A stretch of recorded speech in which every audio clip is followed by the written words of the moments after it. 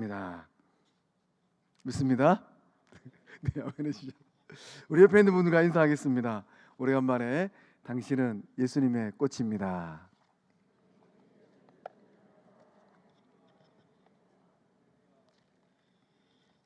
다시 한번 인사할 때 당신은 성광교회의 꽃입니다.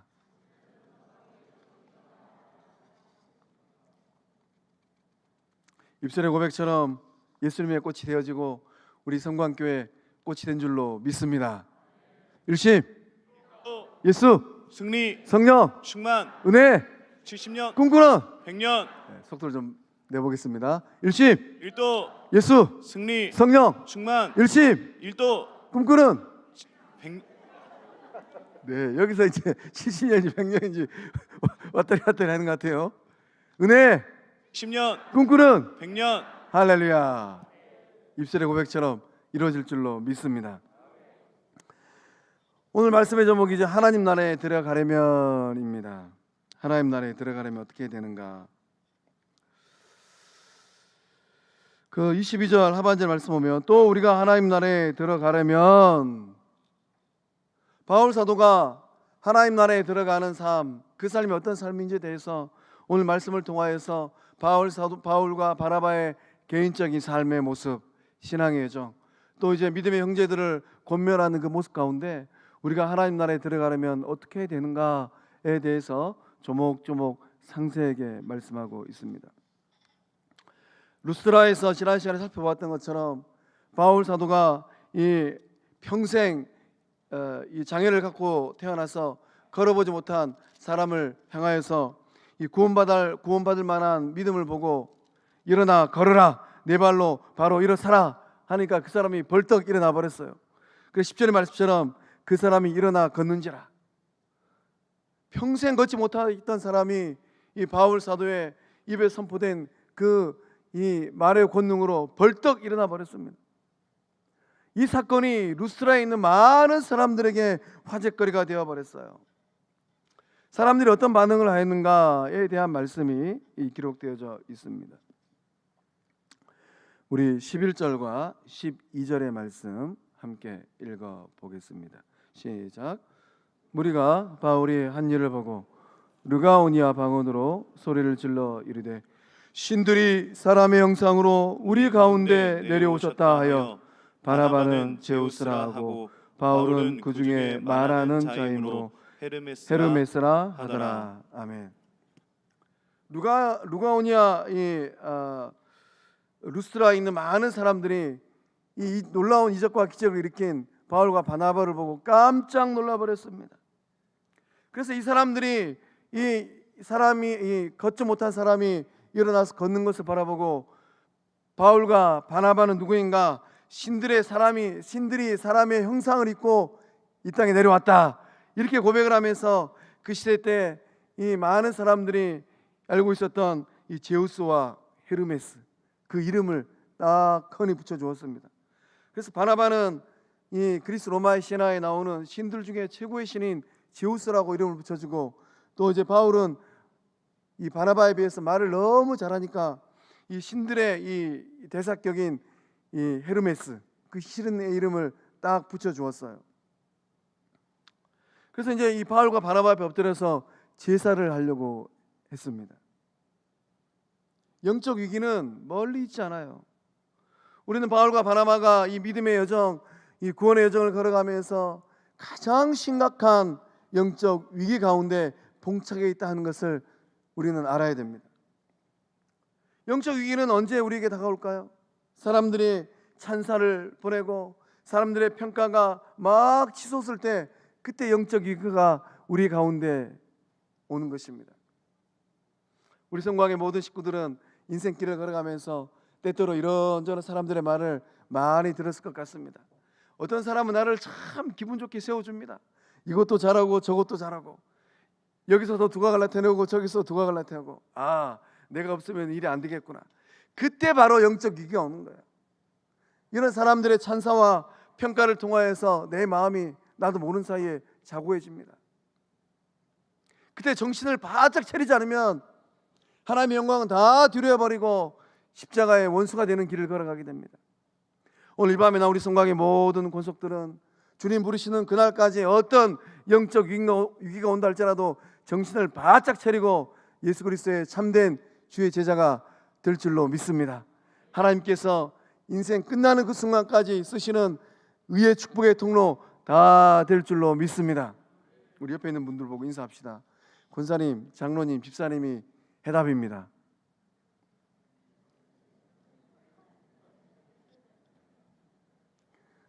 언뜻 쉽게 이해가 잘 안 되시죠? 어떤 해답인가? 하나님은 지금도 이 말세심 안에 누군가를 통하여서 구원의 역사, 생명의 역사를 일으키기를 원하십니다. 그러나 세상에 있는 많은 사람들은 하나님의 눈에 해답이 아니에요. 오직 예수 그리스도로 말미암아 구원함에 이른 주의 백성들, 그들이 하나님의 눈에 해답이고 정답인 줄로 믿습니다. 자, 그래서 우리가 이제 이 인생길을 걸어갈 때 우리의 삶에 일어나는 이런 위기들을 어떻게 하면 잘 극복할 수 있을까요?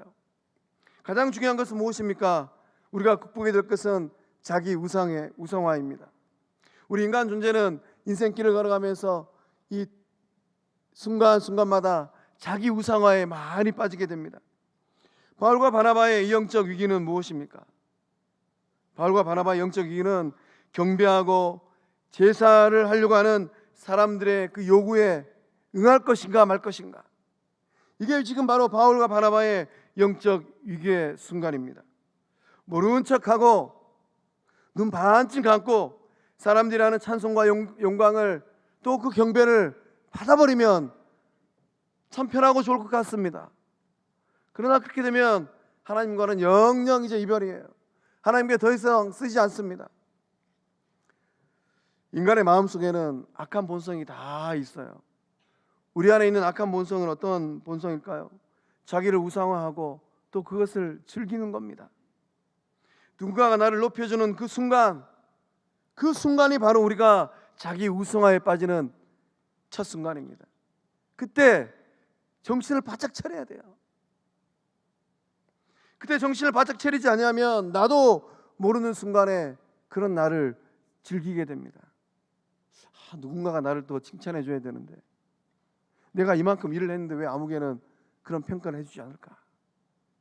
어느 순간에 섭섭하기도 하고 어느 순간에 또 이런저런 말들을 걸어오지 않는 사람들이 또 거리감이 느껴지기도 하는 겁니다. 하나님이 가장 미워하시는 죄가 있어요. 그 죄가 어떤 죄일까요? 그 죄는 우상숭배죄예요. 왜 그렇습니까? 하나님 자리에 우상이 대신하기 때문입니다. 출애굽하고 나서 이 이스라엘 백성들이 저지른 죄는 어떤 죄입니까? 모세가 하나님 만나러 시내산에 올라가 버렸어요. 영적 리더자 모세가 안 보이니까 이스라엘 백성들이 그 틈에 또 애굽에서 출애굽할 때 갖고 나온 금붙이를 다 모아가지고 뭘 하나 만들었어요. 뭘 만들었습니까? 금송아지 만들었어요. 그것이 이것이 하나님이다라고 서로 떠들면서 숭배하고 그 앞에서 절을 하고. 구약 이스라엘 백성의 역사는 어떤 역사인가?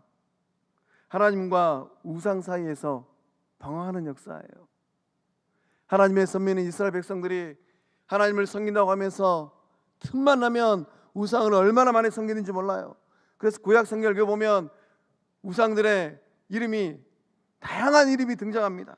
바알, 아세라, 몰락, 벨, 느보, 또 무로다, 그모스 등등의 이름이 등장을 해요. 우상은 무엇입니까? 우상은 하나님을 향하여 가야 될 시선을 빼뜨는 것, 그것이 바로 우상이에요. 나의 모든 인격 존재의 시선이 하나님을 향하여 가야 되는데 어느 순간 하나님을 향하여야 될 이 시선이 무언가로부터 인하여서 눈이 조금씩 옮겨지게 됩니다. 그때 우리는 영적 각성을 해야 됩니다. 내가 하나님 아닌 그 외의 것을 바라보고 있다면 내가 지금 우상 숭배로 자꾸 빠지고 있구나. 우상은 무엇입니까? 하나님보다 더 사랑하는 그 어떤 것이에요. 오늘 이 밤 곰곰이 우리 신앙의 여정을 한번 돌아보시기 바랍니다. 하나님보다 더 사랑하는 것, 그 무엇 있지는 않았는가? 하나님보다 그 어떤 것을, 그 누군가를 더 사랑한다면 하나님은 그때부터 질투하십니다. 주의 백성들을 의의 길로, 생명의 길로 돌리기 위하여서 하나님께서는 하나님보다 더 사랑하는 그것을 가져가 버리세요. 우상은 무엇인가? 하나님과 나 사이에 들어오는 모든 것이에요. 하나님과 나 사이에 많은 것들이 들어올 수 있습니다. 그것을 그대로 방치하고 내버려 둬버리면 어느 순간 그것이 우상이 되는 거예요. 그래서 바울 사도는 골로새서 3장 5절의 말씀을 통하여서 어떻게 권면을 합니까? 그러므로 땅에 있는 지체를 죽이라. 왜 땅에 있는 우리의 육신의 지체를 죽이라 라고 권면합니까? 땅에 있는 육신의 지체가 무엇을 좋아합니까? 곧 음란과 부정과 사욕과 악한 정욕과 탐심이니. 땅에 있는 지체는 순간 틈만 보이면 음란죄를 범하고 부정하고 사욕을 따라가고 악한 정욕을 따라가고 우리의 마음 가운데 탐하는 마음이 어느 순간 나도 모르는 사이에 자리를 잡고 있습니다. 그래서 바울 사도는 이 탐심에 대해서 탐심은 우상 숭배니라. 하나님과 나 사이에 우리는 이 물질 시대, 자본주의 시대를 살아가고 있는데 많은 것들이 기어 들어올 수 있어요. 많은 것들이 하나님과 나 사이를 막고 설 수도 있습니다. 자본주의 시대니 뭐니 해도 뭐가 제일 좋습니까? 이 대답을 잘하셔야 돼요. 제가 지금 아주 여러분에게 심각한 질문을 하고 있습니다. 자본주의 시대 뭐니 해도 뭐가 제일 좋습니까? 그렇게 하면 안 되는 거예요. 그러면 이제 다 지금 탐심은 우상숭배라고 우상숭배의 이 길로 지금 접어드는 겁니다. 우리가 지금 다 자본주의 시대를 살고 있는데 뭐니 해도 뭐가 제일 좋습니까? 그렇죠. 그렇게 대답하셔야 돼요. 뭐니 해도 하나님이 제일 좋은 입술의 고백을 하고 이 자본주의 시대를 살아가고 있는 줄로 믿습니다. 뭐니 해도 뭐니가 최고지요. 하나님은 질투하십니다. 너는 나보다 뭐니를 더 좋아하고 사랑하는구나. 어떤 뭐니보다도 하나님을 제일 사랑하는 우리 성광의 모든 권속들 다 될 줄로 믿습니다. 그 믿음의 고백을 가져야지 우리가 우상 숭배하지 않게 되는 겁니다. 하나님은 이 하나님과 나 사이를 딱 가로막고 있는 우상이 있다면 그것을 단호하게 하나님은 벌하십니다. 헤롯 왕은 우상 숭배에 빠졌어요. 그것도 자기 우상이에요. 하나님께서 받아야 될 영광을 중간에서 싹 가로채 버렸습니다. 하나님께서 헤롯 왕을 어떻게 벌하셨습니까? 하나님께서 벌레를 보내가지고 헤롯 왕을 먹게 만들어 버렸어요. 충이 먹어서 헤롯 왕은 죽임을 당했습니다. 믿음의 길, 인생길을 걸어갈 때 오직 하나님만을 사랑하는 우리 성광의 모든 식구들의 신앙의 여정 다 될 줄로 믿습니다. 그렇다면 인간이 이 우상을 만들고 숭배하는 이유는 무엇일까요? 내 자신을 곰곰이 살펴보면 하나님보다 때로는 무엇인가를 더 사랑했을 때가 분명히 있어요. 자식을 더 사랑했건, 배우자를 더 사랑했건, 내가 하고 있는 일을 더 사랑했건, 또 우리가 예수님 만나기 전에 이런저런 우상을 숭배했을 때도 있습니다. 인간 존재가 우상을 만들고 숭배하는 이유가 무엇이겠습니까? 하나님이 눈에 보이지 않기 때문이에요. 인간 존재는 눈에 보이는 것을 좋아합니다. 인간 존재는 대상이 있어야지 안정감을 느껴요. 우리 자녀들이 저 객지 나가서 다 이 인생길을 걷고 있는데 눈에 보이지 않으니까 때때로 우리 마음 가운데 이 안정감이 깨지고 불안감이 밀려옵니다. 그러나 그 자녀들이 이렇게 딱 이 어머니 아버지 만나러 내려오면은 그 자녀들의 얼굴 보고 이 불안감이 사라지고 안정감이 깃들어요. 인간 존재는 눈에 보이는 것, 어떠한 대상, 그것들을 통하여서 심리적인 안정감을 느끼는 존재들이에요. 우리의 인생 자체는 굉장히 불안합니다. 이 불안감을 해소하기 위해서 눈에 보이는 무언가를 만들어야 돼요. 그것이 바로 우상입니다. 그래서 이 구원받지 못한 세상 사람들의 삶을 가만히 보면 우상에 이리저리 끌려다니는 사람들, 그거 없으면 굉장히 불안해요. 또 어떤 사람들은, 이 믿음이 없는 세상 사람들은 이 문지방 앞에, 문지방 위에 아이들이 딱 서 있으면 호되게 뭐라 합니다. 꾸지랍니다. 왜 그렇습니까? 이 문지방 위에 이 어린 아이들이 딱 못 모르고 서 있으면 그 문지방은 이 신령한 곳이라 해가지고 아이들을 심하게 꾸지라고 나무라요. 왜 그럴까요? 문지방은 이곳과 저곳을 구분짓는 경계선상이에요. 그 경계선상에 못 모르고 철없는 아이가 딱 서 있으니까 세상 사람들은, 믿음이 없는 세상 사람들은 그 아이를 호되게 꾸짖는 것입니다. 내 안에 하나님을 향한 믿음, 또 인생길을 걸어가면서 원인 모를 불안감이 있다면 한 번쯤은 물어봐야 돼요. 내 자신에게 질문을 던져야 됩니다. 나는 진정 하나님만 의지하고 따라가는 사람인가? 혹 하나님보다 그것을 더 사랑하고 좋아하진 않았는가? 우상 숭배를 극복하는 방법은 무엇이겠습니까? 우리 15절의 말씀 다시 한번 읽어보겠습니다. 시작. 이르되 여러분이여 어찌하여 이러한 일을 하느냐? 우리도 여러분과 같은 성정을 가진 사람이라. 여러분에게 복음을 전하는 것은 이런 헛된 일을 버리고 천지와 바다와 그 가운데 만물을 지으시고 살아계신 하나님께로 돌아오게 함이라. 아멘. 이 우상 숭배를 극복하기 위해서는 나의 한계를 인식하고 인정해야 돼요. 바울 사도가 이 지금 루스드라에 있는 많은 사람들 향하여서 뭐라고 고백을 합니까? 우리도 여러분과 같은 성정을 가진 사람이라. 이 본문 말씀 가운데 이 성정의 뜻, 그 뜻은 무엇인가 하면 같은 것을 경험하는 사람이라는 것입니다. 저나 여러분이나 똑같은 사람입니다. 동일한 것을 먹고 자고 또 미움과 사랑을 느끼고 기쁨과 슬픔을 느끼는 연약한 육체를 가진 사람입니다.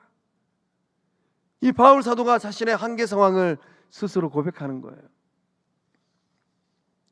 그래서 바울 사도는 이 자기를 향하여서 제사를 지내려고 하는 그들 앞에 자신의 이 죄성을 숨기지 아니하고 자신의 연약함을 드러내고 있는 것입니다.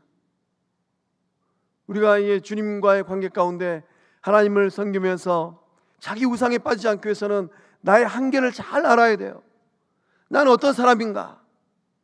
내가 나를 알지 못하면은 어느 순간에 나도 모르는 사이에 자기 우상에 빠지기도 합니다. 하나님 앞에서 인간이라는 사실, 그리고 오직 은혜로 구원받은 죄인이라는 이 사실을 잊지 마시길 바랍니다. 우리가 믿음의 길을 걸어가면서 서로를 바라볼 때도 마찬가지예요. 안무개가 때때로는 이 마음을 조금 불편하게 할 때가 있습니다. 아, 연약한 인간이구나. 또 저는 실수를 하는 거 보니까 내가 사랑을 많이 줘야 될 믿음의 한 형제요 동력자구나. 저는 이런저런 연약함이 이 도마에 올려놓고 이런저런 말거리를 삼을 말거리가 아니라 내가 기도하고 도와줘야 될 그런 연약함이구나. 또한 우리는 우리의 이 사역의 목표를 분명하게 해야 됩니다. 바울 사도는 이 15절의 말씀을 통하여서 이 사역의 목표를 분명하게 하고 있어요. 이 바울 사도의 이 사역의 목표는 무엇입니까? 복음을 전하는 거야. 바울 사도가 복음을 전해야 될 두 가지 분명한 이유를 또 15절의 말씀을 통하여서 고백하고 있습니다. 우리 다시 한번 15절의 말씀을 읽어보겠습니다. 시작. 이르되 여러분이여 어찌하여 이러한 일을 하느냐? 우리도 여러분과 같은 성정을 가진 사람이라. 여러분에게 복음을 전하는 것은 이런 헛된 일을 버리고 천지와 바다와 그 가운데 만물을 지으시고 살아계신 하나님께로 돌아오게 함이라. 아멘. 바울 사도가 또 바나바와 더불어서 이 목숨 걸고 주의 복음을 전하는 두 가지 이유가 무엇입니까? 헛된 일을 버리게 하는 거예요. 우리도 복음을 접하기 전에, 구원받기 전에 얼마나 많은 헛된 일을 했습니까? 그래서 본문 말씀 가운데 헛되다, 이 말의 의미는 무익한 일, 무가치한 일, 쓸데없는 일, 한마디로 하면 우상 숭배의 일이에요. 이런 헛된 일을 많은 사람들이, 복음받게 있는 사람들은 지금도 행하고 있어요. 그래서 이 바울 사도는 이 고린도전서 10장의 말씀을 통하여서 우상 숭배와 관련된 권면의 말씀을 들려주고 있습니다. 오늘 집에 가서 이 고린도전서 10장의 말씀을 다시 한번 꼼꼼히 읽어보시기 바랍니다. 우상 숭배 쓸데없는 일이고 무가치한 일이고 무익한 일이다. 그래서 이 우상 숭배는 우상 숭배하는 자가 되지 말라라고 권면을 합니다. 그러면서 바울 사도는 음행하지 말고 시험하지 말고 원망하지 말라라고 더불어 권면하고 있어요. 우상 숭배하지 말라라고 권면하면서 음행과 시험과 원망하지 말라라고 또 권면한 이유가 무엇이겠습니까? 구약 성경을 보면 이 광야를 지나갈 때 이스라엘 백성들이 음행해서 23,000명을 하나님 앞에 죽임을 당했습니다. 또 하나님을 시험하면서 불뱀에게 물려가지고 다 죽임을 당했어요.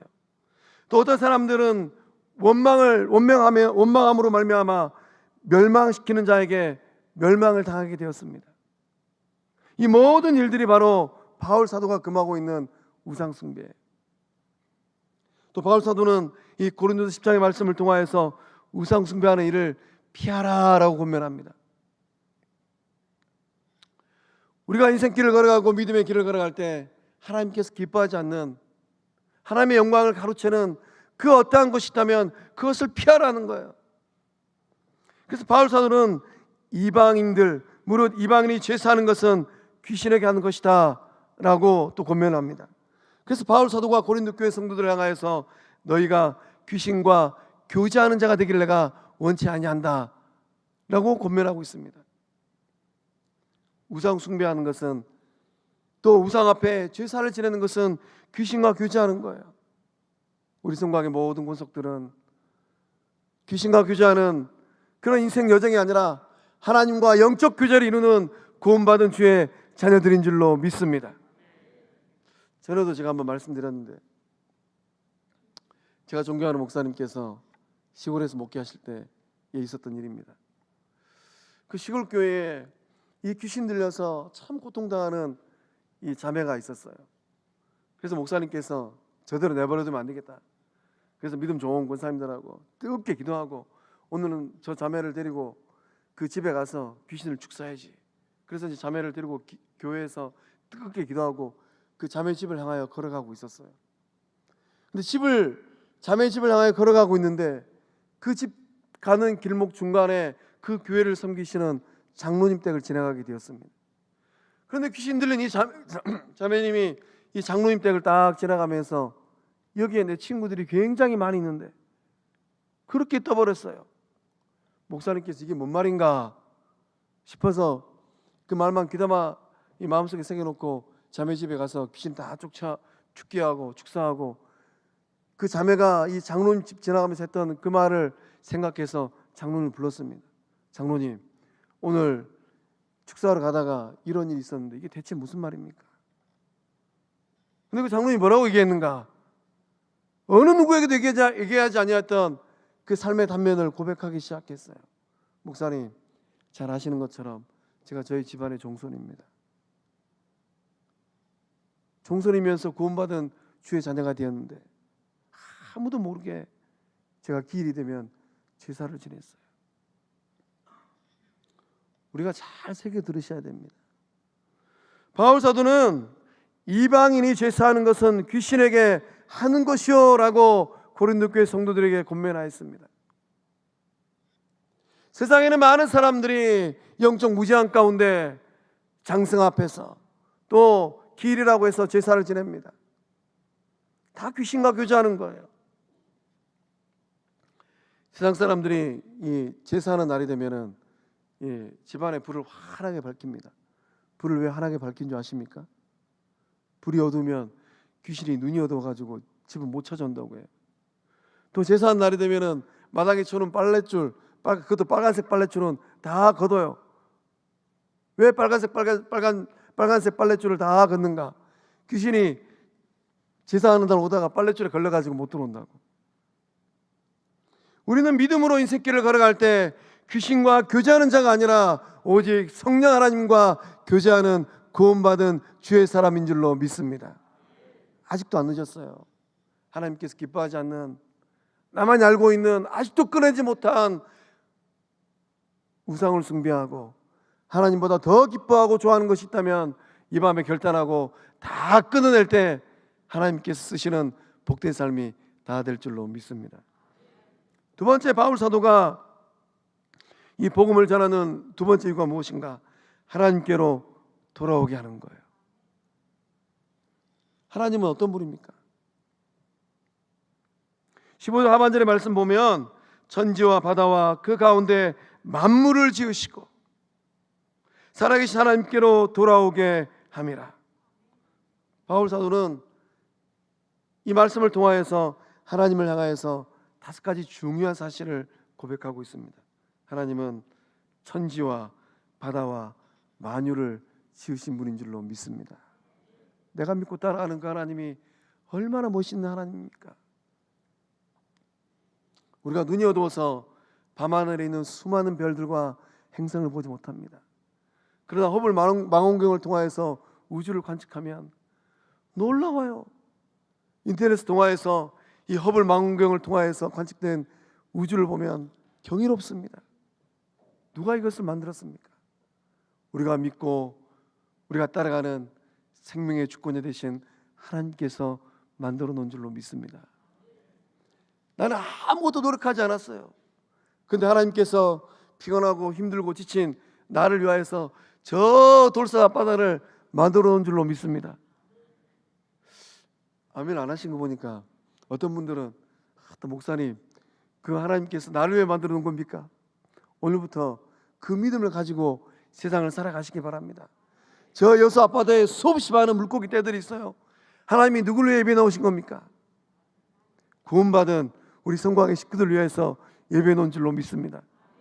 저 순천만에 가면 아주 넓은 갯벌이 있습니다. 하나님께서 누구를 위해 만들어 놓으셨어요? 구원받은 우리 성곽의 식구들 위해서 예배해 놓으신 줄로 믿습니다. 하나님은 살아계신 분이세요. 살아계신 하나님을 만나는 게 얼마나 귀한 일입니까?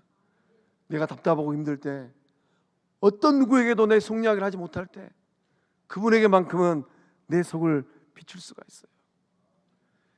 이것은 내가 누군가에게 이거 얘기하면은 어떤 누군가는 내 머리를 콱 쥐어박으면서 그것도 자랑이라고 말하냐 이렇게 구박할 텐데, 살아계신 하나님, 사랑의 하나님에게는 하나님, 제가 그만 이런 죄를 지어버렸습니다. 하나님, 제가 이런 삶에 연약함이 있습니다.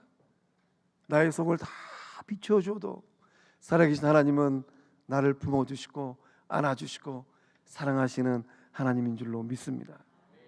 그 하나님 앞에 내 인생의 크고 작은 어려움과 문제를 가지고 기도할 때 온 우주 만물을 지으신 그 하나님은 응답하시고 역사하시는 하나님인 줄로 믿습니다. 또한 바울 사도는 이 이방인들 향하여서 하나님은 묵인하시는 분입니다 라고 고백을 하고 있어요. 이 묵인하시는 하나님은 어떤 분입니까? 이방인의 죄를 허용하고 용서하시는 분이 아니에요. 하나님께서 묵인하신다라는 이 말의 의미는 즉각적인 심판을 유보하신다라는 거예요. 사랑의 하나님은 심판의 잣대를 들이대면 그 생명의 주권 되신 하나님이 부르면 이 세상의 모든 것을 다 두고 떠나가야 돼요. 이방인의 많은 사람들이 우상을 숭배하고 복음과 등진 삶을 살았던 그 시대 때에 하나님은 그들의 삶의 모습을 묵인해 주셨어요. 하나님께서 심판을 유보해 주셨습니다. 그들이 회개하고 돌아올 때까지 기다려 주신 거예요. 오늘 우리가 만나는 그 하나님, 우리를 향한 이런 사랑과 인내가 있는 하나님인 줄로 믿습니다. 하나님은 다시 한 번 더 기회를 주세요. 그 아들이 회개하고 돌아오기를 기다리는 사랑의 하나님, 자비의 하나님인 줄로 믿습니다. 또 바울 사도는 이 자연 계시를 통한 말씀의 하나님을 고백하고 있어요. 우리 17절의 말씀 함께 읽어보겠습니다. 시작. 그러나 자기를 증언하지 아니하신 것이 아니니 곧 여러분에게 하늘로부터 비를 내리시며 결실기를 주시는 선한 일을 하사 음식과 기쁨으로 여러분의 마음에 만족하게 하셨느니라 하고. 아멘. 하나님께서 하늘로부터 비를 내려주시고 또 결실기를 주시는 선한 일을 하셨다라고 기록하고 있습니다. 하나님은 이런 자연 계시를 통하여서 말씀해 주고 계세요. 또 하나님은 이 일반 은총, 예수를 믿는 사람이건 예수를 믿지 않는 사람이건 악인이건 선인이건 구분하지 아니하시고 해를 비춰 주시는 사랑의 하나님이라는 것입니다. 하나님은 의로운 자와 불의한 자에게도 동일하게 비를 주시는 하나님이라는 거예요. 그래서 하나님은 이 불신자들에게도 여러분의 마음에 만족하게 하셨느니라. 동일하게 음식을 주시고 동일하게 기쁨을 주셔서 그들의 손이 수고한 대로 먹을 것을 얻을 수 있는 그런 사랑을 주신 하나님입니다라고 고백하고 있는 것입니다.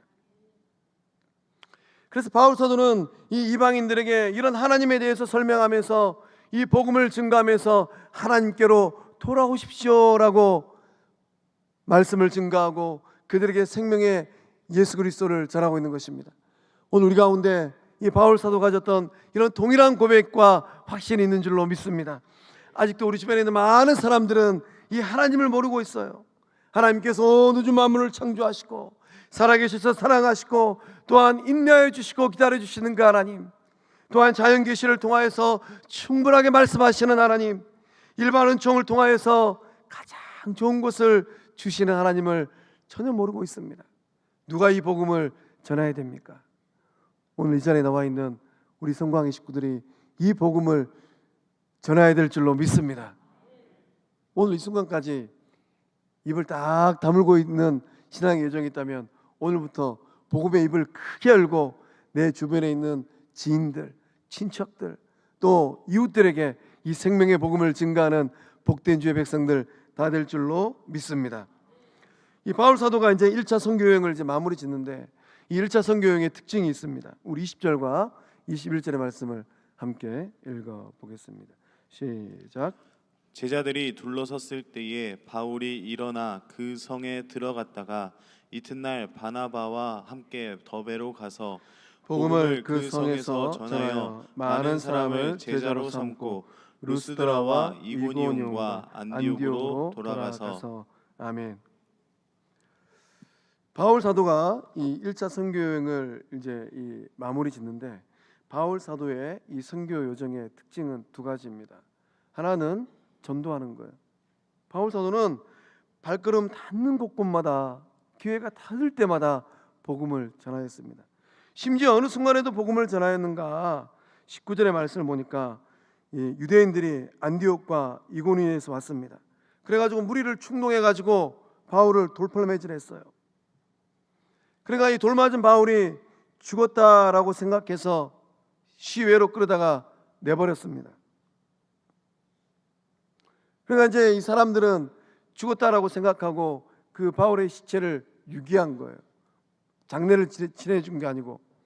그래서 바울 사도가 이제 제자들이 옆에 삥 둘러섰는데 이제 바울 선생님 하나님의 불을 받아가지고 세상을 떠나는가 보다. 그런 상황 가운데 바울 사도가 일어났습니다. 천국 문 앞에까지 갔다가 깨어난 거예요. 이런 상황이 되면 여러분 어떻게 하시겠습니까? 저는 곰곰이 생각해 보았습니다. 내가 만약에 그렇게 돌팔맞이를 맞고 내 몸뚱아리가 저 들판에 버림받아 가지고 내 주변의 사람들이 저 목사 이제 죽었는가 보다 라고 이렇게 빙 둘러서 있으면 정신 버뜩 차려가지고 나는 어떻게 했을까? 여러분 어떻게 했을 것 같습니까? 우리가 이 바울 사도의 이런 삶의 자리에서 놀라운 모습을 보게 돼요. 바울이 일어나 그 성에 들어갔다가 이튿날 바나바와 함께 더베로 가서 복음을 그 성에 뭐 했다고요? 전하여. 바울 사도는 천국 문 앞에까지 갔다가 다시 온기를 회복해가지고 주의 복음을 들고 전하는 그런 인생길을 걸었습니다. 우리 안에 동일한 고백이 있는 줄로 믿습니다. 하나님, 내 인생이 끝나는 그 순간까지, 내 호흡이 멈추는 그 순간까지 예수 그리스도의 산 증인 되겠습니다. 두 번째, 이 바울의 이 전도 여정의 특징은 양육이에요. 페이퍼에 있는 마태복음 28장 19절과 20절의 말씀 우리 함께 읽어 보겠습니다. 시작.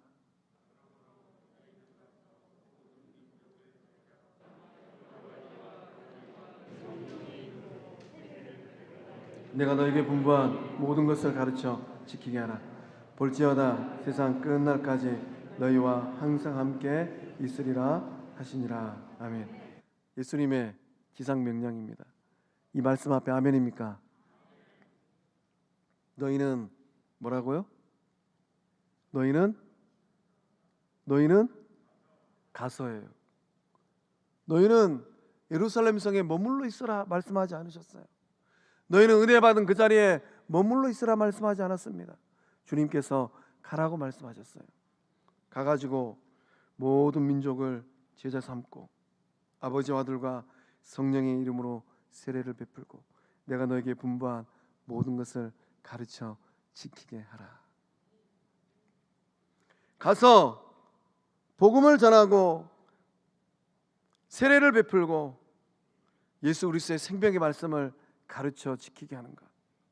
그래서 바울 사도는 그 발걸음이 닿는 곳곳마다 양육하는 일을 놓치지 않았습니다. 그래서 이제 이 말씀의 자리를 보면 바울 사도가 전도여행을 끝내고 왔던 길을 돌아갔다라는 것을 우리가 알게 돼요. 사진 한번 봐보겠습니다.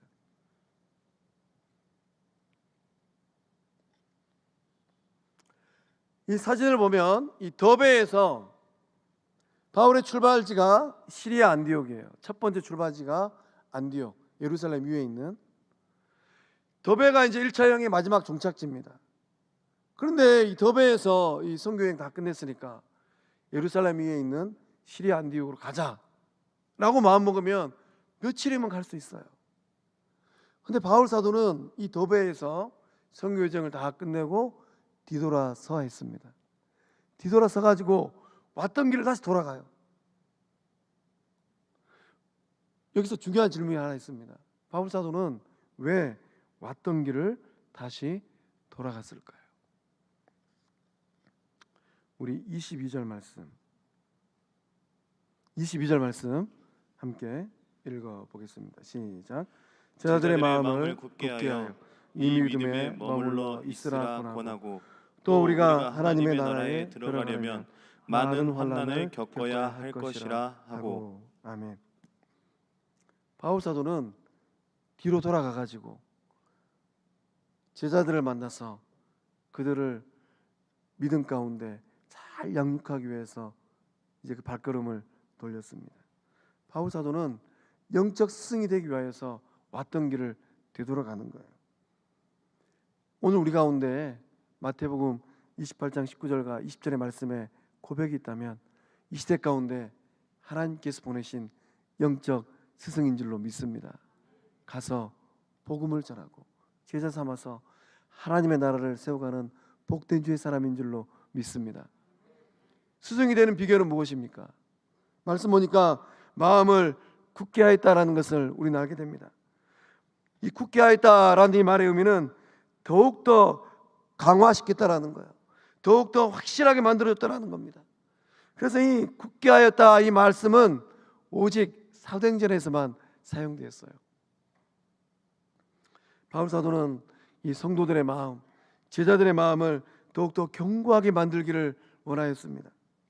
이 제자들을 향한 바울의 속마음을 읽어볼 수 있어요. 제자들이 이런저런 일들로 인하여서 그 마음이 흔들리지는 않을까. 유대인들의 핍박이 있고 또 예수님을 만나기 전에 이전에 살았던 삶의 유혹들이 있어요. 그런 유혹들을 받고 그 마음이 연약해지지는 않을까. 이런 바울의 이 제자들을 향한 염려의 마음이 있었습니다. 성령의 사람은 어떤 사람입니까? 성령의 사람은 어느 누군가의 믿음을 더욱더 견고하게 하고 붙들어주는 사람인 줄로 믿습니다. 믿음이 깊으면 영혼들을 향한 사랑의 깊이도 깊은 줄로 믿습니다. 어느 누군가를 붙들어주고 어느 누군가의 버팀목이 되는 사람, 이 시대의 영적 스승인 줄로 믿습니다. 우리는 곰곰하게 우리 자신을 살펴보아야 돼요.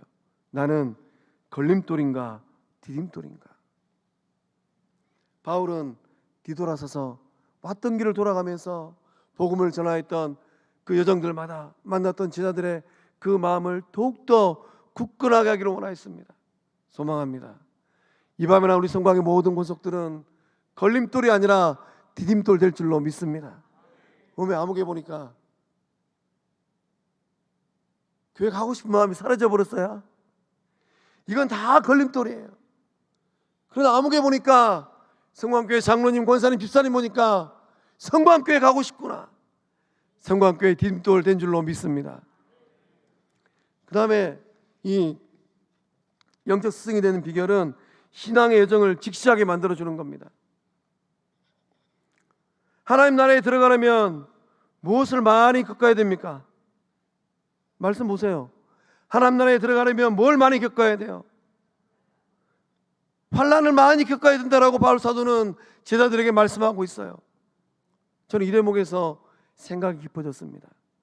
왜 바울 사도는 예수 믿으면 출세하고 예수 믿으면 병 낫고 예수 믿으면 부귀영화를 누린다라고 말하지 않냐고, 하나님 나라에 들어가려면 많은 환난을 겪어야 할 것이라 이렇게 제자들에게 말하였을까? 믿는 자들에게 필연적으로 따라오는 게 있어요. 그것이 무엇인가? 환난이라는 겁니다. 환난을 믿음과 인내로 극복해야만 하나님 나라에 들어갈 수 있다는 거예요. 우리가 예수님을 나의 구주로 영접하고 인생길을 걸어가면서 믿음의 길을 걸어가면서 우리가 상상하지 못했던 환난들을 얼마나 많이 경험합니까? 예수님 믿고 따라가는 것은 넓은 문으로 들어가는 게 아니에요. 좁은 문으로 들어가는 길입니다. 예수님 믿고 나면 어떤 환난과 어려움이 우리의 삶에 직면할까요? 초신자들, 지난달에 예수님을 믿게 되었습니다. 바울 사도처럼 극적으로 만나게 되었어요. 당장 삶의 자리에서 술 문제도, 담배 문제도, 또 직장에서 2차 3차 하는 회식의 문제도, 또 가정에 돌아가면 형제들 사이에서 제사 문제도, 또 지금 내가 세상에서 이런 일을 하고 있는데 복음을 접하고 예수님의 사랑을 하고 나니까 이 일을 해야 되는가 말아야 되는가. 제 친구는 대학을 졸업하고 어렵사리 직장을 취업했는데 어떤 회사를 취업했는가? 연봉이 꽤 셌습니다. 우리나라에서 제일 잘 나가는 양주 회사에 취직을 했어요. 어느 날 저를 찾아와서 이렇게 얘기하더라고요. 종배야, 나 이제 사표 써야 되겠다. 제가 물어봤습니다. 왜 사표 쓰려고 그러냐? 연말만 되면은 술집 이곳에서 저곳으로 또 이곳 사장과 또 저곳 사장을 만나러 다니면서 회사에 또 이런저런 일처리를 해야 되는데 죽겠다라는 거예요. 이게 바로 예수님을 인격적으로 만난 신자의 삶의 고뇌인 줄로 믿습니다. 그래서 제 친구는 사표 쓰고 다른 직종 잡아가지고 잘 살고 있을까요? 못 살고 있을까요? 믿음의 고백대로 된 줄로 믿습니다. 아주 잘 살고 있어요. 진실로 예수님을 만난 그 삶의 자리는 넓은 길이 아니라 좁은 길, 고난과 환난을 뚫고 나아가는 믿음의 길인 줄로 믿습니다. 세 번째, 이 바울 사도가 이 주의 제자들을 향하여서 뭐라고 말씀하고 있습니까?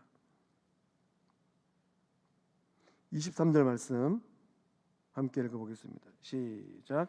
각 교회에서 장로들을 택하여 금식 기도하며 그들이 믿는 주께 그들을 위탁하고. 아멘. 영적 스승이 되는 것은 주님께 다 맡겨버리는 거예요. 바울 사도도 그 마음의 정리를 따르면 제자들과 떨어지고 싶지 않았을 것입니다. 그러나 헤어질 수밖에 없었어요. 그 많은 제자들, 각 성에서 장로를 세운 다음에 장로를 택하여 금식기도 하고 그 많은 제자들과 교회 공동체를 주님께 다 맡기고 또 길을 떠나야만 했습니다. 영적 스승은 누구인가? 우리 주님 앞에 다 위탁하는 사람들이에요. 주님께 위탁하는 것은 십자가 앞에 무릎을 꿇는 것입니다. 주님께 기도하는 거예요. 우리는 오늘 인생길을 걸어가면서 누구를 맡겨야 되겠습니까? 우리의 자녀들도, 또 주일학교에서 교사의 직분을 감당하면 우리 반의 아이들도, 또 구역장으로 섬기고 있으면 우리 구역의 식구들도, 우리 성광교회에서 이런저런 직분을 감당하고 있으면 그 직분의 일들도 하나님 앞에 다 맡길 때 하나님께서 책임져 주시고 우리 주님께서 이끌어 주시는 영적 복된 삶이 될 줄로 믿습니다. 내가 붙들고 있는 것은 아직도 내가 여전히 내 삶의 주인이라는 거예요. 다 맡기시길 바랍니다. 바울도 다 맡겼습니다. 우리도 다 맡기고 갈 때 우리 성광교회가 영적으로 승리하고 이 시대 가운데 생명의 빛이 될 줄로 믿습니다. 결단송, 우리 오늘 눈물로 하늘의 씨앗을 심는다 함께 찬양하고 기도하고 축도함으로 마치도록 하겠습니다.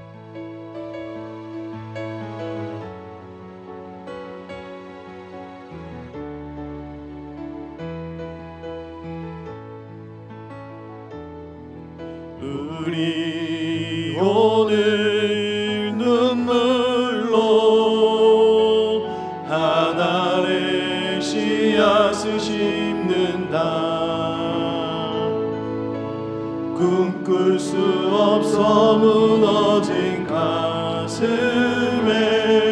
저들의 푸른 꿈 다시 돋아나도록 우리 함께 땀 흘려 소망의 길을 만든다. 내일로 가는 길을 찾지 못했던 저들 노래하며 달려갈 그 길, 그날에 우리 보리라. 새벽 이슬 같은 저들 일어나 뜨거운 가슴 사랑의 손으로 이 땅 치유하며 행진할 때 오래 황폐하였던 이 땅 어디서나 순결한 꽃들 피어나고 푸른 의의 나무가 가득한 세상 우리 함께 보리라. 그날에 우리 보리라. 그날에 우리 보리라. 새벽 이슬 같은 저들 일어나 뜨거운 가슴 사랑의 손으로 이 땅 치유하며 행진할 때 오래 황폐하였던 이 땅 어디서나 순결한 꽃들 피어나고 푸른 의의 나무가 가득한 세상 우리 함께 보리라. 우리 손 들고 그날에 우리 보리라. 그날에 우리 보리라. 새벽 이슬 같은 저들 일어나 뜨거운 가슴 사랑의 손으로 이 땅 치유하며 행진할 때 오래 황폐하였던 이 땅 어디서나 순결한 꽃들 피어나고 푸른 의의 나무가 가득한 세상 우리 함께 보리라. 우리 한 마음으로 기도하길 원합니다. 좋으신 하나님, 오늘 이 시대를 살아가는